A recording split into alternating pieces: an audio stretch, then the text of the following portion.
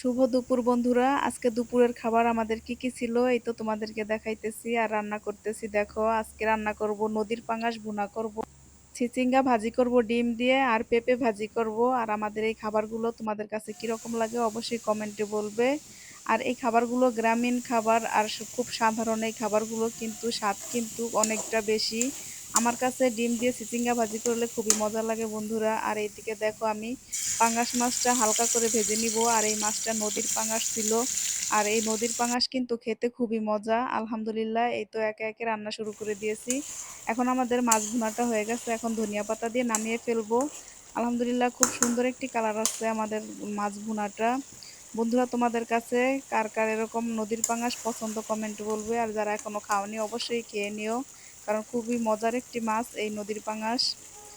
আর এই তো দেখো এখন আমাদের তরকারিটা হয়ে গেছে, নামিয়ে ফেলবো। আর আজকে দুপুরে আমাদের রান্নাটা এখন শেষ হয়ে গেছে। আর এই তো টেবিলে সবকিছু সাজিয়ে নিয়েছি, এখন খাবার পালা। বন্ধুরা, তোমাদেরকে দাওয়াত রইল দুপুরে, সবাই এসে পড়ো।